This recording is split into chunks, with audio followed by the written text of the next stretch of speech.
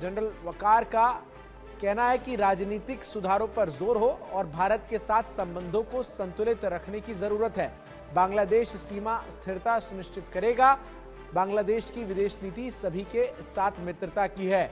तो बांग्लादेश के सेना के प्रमुख हैं और भारत के साथ रिश्तों को सुधारने की बात कहते हुए नजर आ रहे हैं। इंडियन एयरफोर्स उन्हें रेस्क्यू करने आ सकती है अगर हालात ऐसे ही रहते हैं। आपकी प्रेडिक्शन क्या है, आपके क्या ख्यालात हैं इसमें? मुझे नहीं लगता कि इंडियन एयरफोर्स अंदर जा सकते या इनफैक्ट इंडियन आर्मी भी अंदर नहीं जा सकते। ठीक है। अगर वो मुल्क में अगर वज़ीर आज़म नहीं है लेकिन उनका अपना फौज है, उनका अपना पूरा सिस्टम है, सिर्फ असम्बली नहीं है, कॉमन्स का वो नहीं है, लेकिन उसका आर्मी है। इंडिया के पास चॉइसेस तो बहुत है। वो कहते हैं जी हम आपको चावल बेचते हैं, हम आपको बिजली बेचते हैं, हम आपको कॉटन बेचते हैं, हम आपको ये बेचते हैं, आपकी एक्सपोर्ट नहीं होगी, ये नहीं होगा, वो नहीं होगा। तो वो जारी बात है, वो जो सप्लाई चेन का एक है, वो बंगाली थोड़े से जारी बात है उसमें परेशान होंगे, बिजनेसमैन परेशान होंगे। इंडियन एयरफोर्स उन्हें रेस्क्यू करने आ सकती है अगर हालात ऐसे ही रहते हैं। आपकी प्रेडिक्शन क्या है, आपके क्या ख्यालात हैं इसमें? मुझे नहीं लगता कि इंडियन एयरफोर्स अंदर जा सकते या इनफैक्ट इंडियन आर्मी भी अंदर नहीं जा सकते। ठीक है। अगर वो मुल्क में अगर वज़ीर आज़म नहीं है लेकिन उनका अपना फौज है, उनका अपना पूरा सिस्टम है, सिर्फ असम्बली नहीं है, कॉमन्स का वो नहीं है, लेकिन उसका आर्मी है, उनका इंटरनेशनल यूनियन में उनका मेंबरशिप है।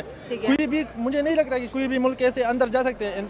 इंडियन रेस्क्यू ऑपरेशन की बात कर रही हूँ। सिर्फ इतने कर सकते हैं।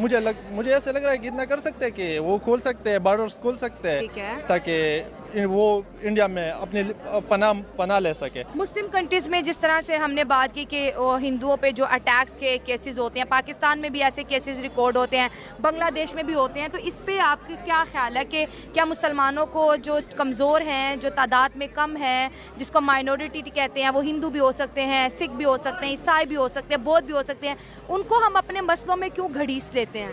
ये बरी सग़ीर में मोस्टली ज़्यादातर बरी सग़ीर में होते हैं, और ये इसलिए होता है यहाँ के लोगों की तालीम कम है। मतलब तालीम इन सेंस ये नहीं कि यूनिवर्सिटी जाओ, तुम बुक्स पढ़ो, ये तुमने तालीम हासिल की। तालीम इन सेंस ये कि तुमने क्या सीखा, तुमने अपने मज़हब से दूरी का भी एक रीज़न है, क्योंकि हमारे मज़हब में तो कभी ये नहीं सिखाया कि तुम जाके माइनॉरिटीज़ पे वो करो, माइनॉरिटीज़ पे तशद्दुद करो, ये करो, वो करो।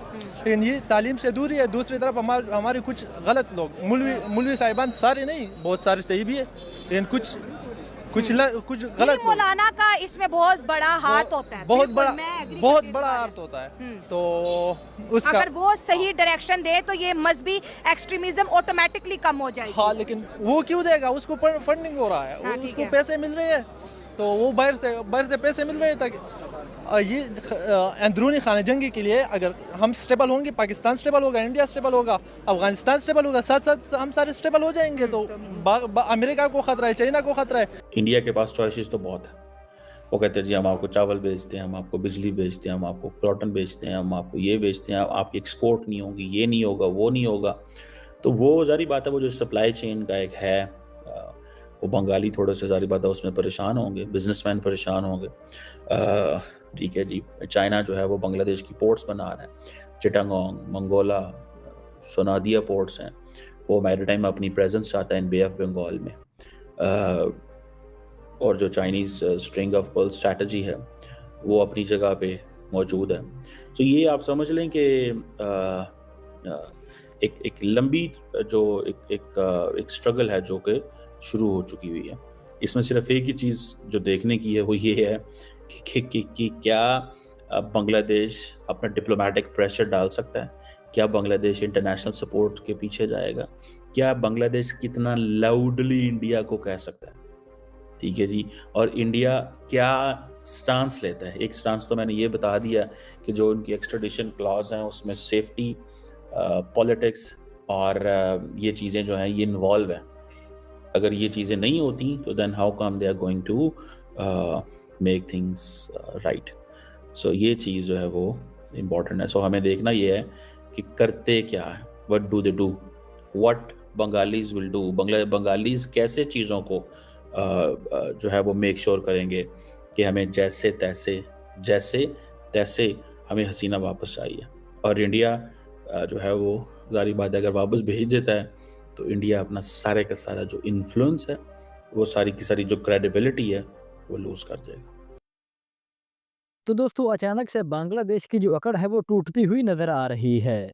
क्योंकि दोस्तों बांग्लादेश की जो सेना है वो कभी भारत के खिलाफ भारत के बॉर्डर पर अपने ड्रोन उड़ाती हुई नजर आ रही थी। लेकिन अब उसी बांग्लादेशी सेना का बांग्लादेशी आर्मी का जो आर्मी चीफ है वो भारत के हवाले से ऐसे बयान दे रहा है जिसमें बांग्लादेशी आर्मी चीफ का कहना है कि भारत हमारा एक बहुत बड़ा और अच्छा पड़ोसी है जिससे हम कई चीजें कई सामान लेते हैं। और बांग्लादेशी आर्मी चीफ का कहना था कि हम कई चीज़ों को लेकर भारत के ऊपर निर्भर हैं, तो इसलिए हमें भारत के साथ अच्छे संबंधन बनाने होंगे। और इससे पहले मोहम्मद यूनस की सरकार को खुश करने के लिए बांग्लादेश की जो सेना है जो कि भारत के बॉर्डर पर अपने ड्रोन तैनात कर रही थी। और अब वही बांग्लादेश की जो सेना है वो भारत को लेकर इस तरह के मीठे मीठे बयान देने को तैयार हो गई है। तो दोस्तों इससे पहले बांग्लादेश की आर्मी चीफ ने भारत को लेकर कोई अलाप सलाप बयान तो नहीं दिया था, परंतु अब इस समय बांग्लादेश की आर्मी चीफ की जानिब से ये कहा जाना कि भारत हमारा बहुत ही बड़ा पड़ोसी, जिस कारण से उनका कहना था कि हम बांग्लादेश वाले कई चीजें जो हैं वो भारत से मंगवाते हैं और हमारे बांग्लादेश की जो जनता है वो अपना इलाज वगैरह करवाने भी भारत जाती है। तो अब हमें भारत के साथ जो अपने संबंधन हैं उनको ठीक करना होगा, भारत के साथ बांग्लादेश को अपने संबंधन अच्छे रखने होंगे। परंतु दोस्तों बांग्लादेश की आर्मी चीफ की ये जो बात है, ये जो बयान है, ये मोहम्मद यूनस की जो कट्टरबंदी है उनको पसंद नहीं आने वाली है। हालांकि दोस्तों इस खबर को लेकर मैं बांग्लादेश के एक टीवी चैनल को देख रहा था, जहां पर जो बांग्लादेश की आम जनता है वहां पर आकर अच्छे अच्छे कमेंट कर रही थी, जिसमें उनका कहना था कि एक देशभक्त की पहचान है कि हमें अपने पड़ोसियों के साथ अच्छे संबंधन रखने चाहिए। परंतु बांग्लादेश के कुछ कट्टरबंदियों को बांग्लादेश के आर्मी चीफ की ये बात पसंद नहीं आएगी। और बांग्लादेशी सेना की ये जो अकड़ है वो कुछ इसलिए भी टूटी है क्योंकि आने वाले दिनों में जैसे ही अमेरिका के जो प्रेसिडेंट ट्रंप हैं वो पावर में आएंगे, तो तब मोहम्मद यूनस की जो सरकार है उसको बांग्लादेश से बाहर फेंका जाएगा। तो दोस्तों ये थी हमारी आज की वीडियो। अगर वीडियो अच्छी लगी हो तो वीडियो को लाइक और चैनल को लाजमी सब्सक्राइब कीजिएगा। तो हाजिर होते हैं कि नई वीडियो लेकर।